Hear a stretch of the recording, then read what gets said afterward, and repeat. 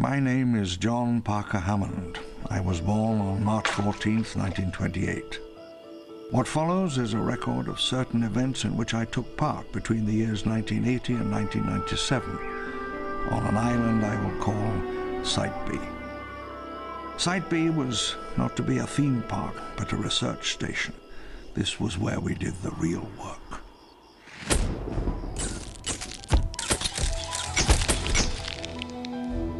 By 1989, International Genetic Technologies had succeeded in their design to genetically recreate the dinosaurs. It was an unprecedented accomplishment, the pinnacle of 20th century science, a work to rank with the achievements of Galileo or Einstein.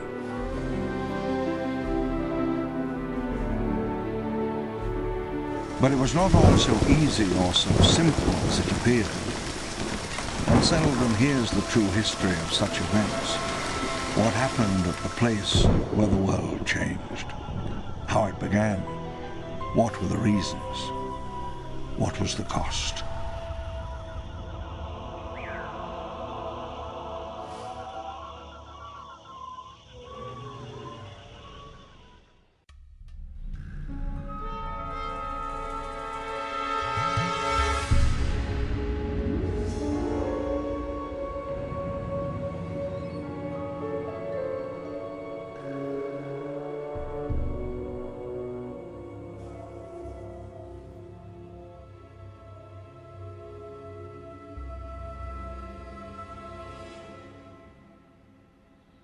A Nobel Prize or a financial empire waits somewhere in a darkened room, in a dirty, derelict building, somewhere in the Pacific. It was the flowering of an ambition born 50 years ago. 50 years' struggle come to this.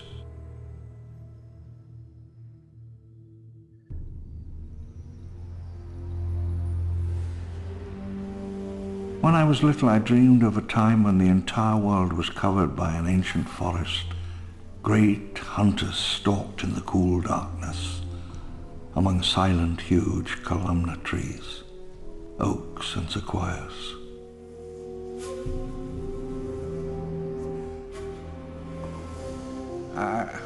I left home at 15 with a rather romantic idea of seeking my fortune. I remember the train ride south, in my best clothes, eating an apple, the entire world before me.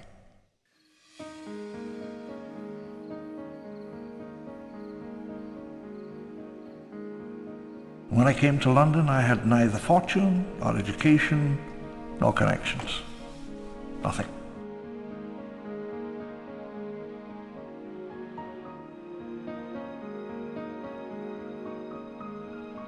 The mysterious John Hammond, shady investor, multimillionaire, jovial mad scientist.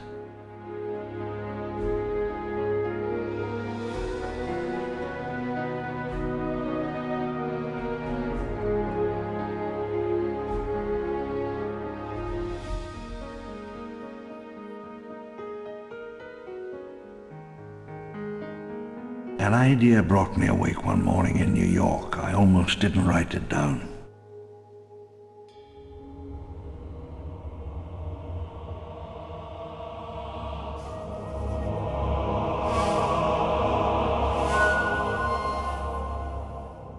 What if a mosquito sucked the blood of a dinosaur 100 million years ago?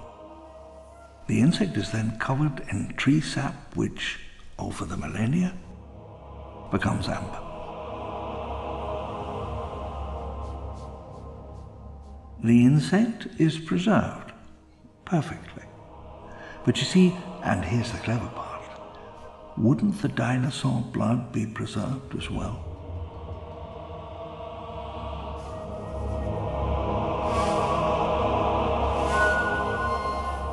The blood holds DNA. A tiny spiral of genetic code. Abracadabra.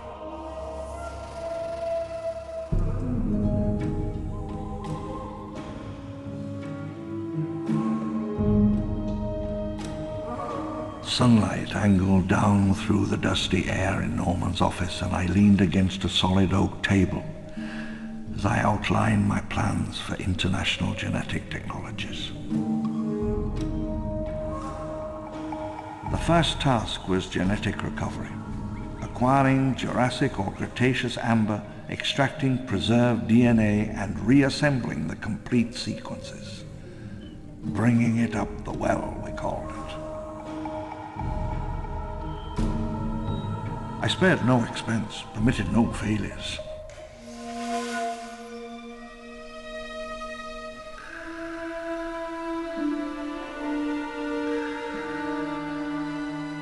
If we succeeded, the InGen technology would be historic. We were planning to conquer time's power over life, its power to extinguish and erase.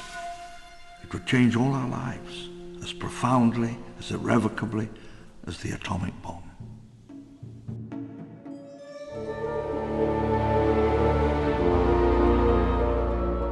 Isla Sorna.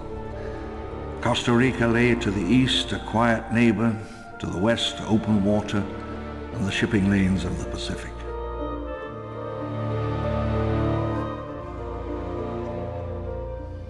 "1981, I stumbled out of the helicopter, already beginning to sweat, and looked around at the lush forest, the wet leaves.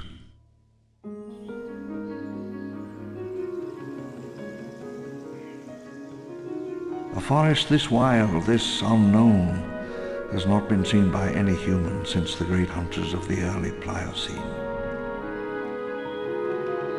The forest smelled of wet leaves, damp earth, rotting wood.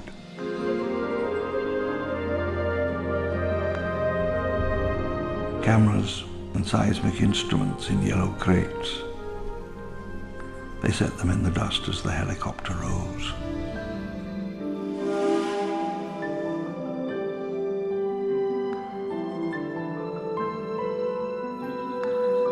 A few weeks after we landed, we went to the summit to put up a crude satellite link.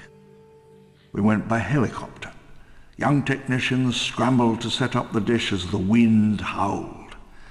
High-speed uplink. State of the art. In May, the rains came. The smell of the jungle was everywhere. The jungle canopy hung over us. There was an utter silence. Far away, I could hear a Jeep engine idling.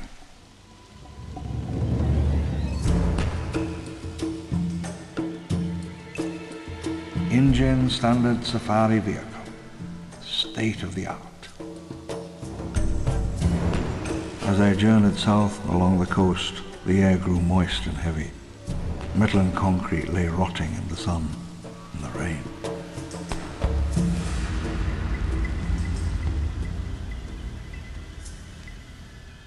A failed coffee plantation of the 1860s. Fields were marked out by stone walls.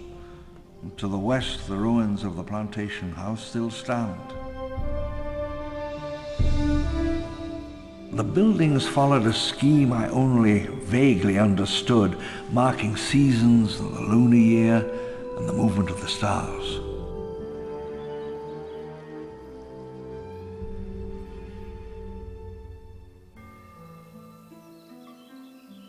The sky at noon was like nothing in Europe.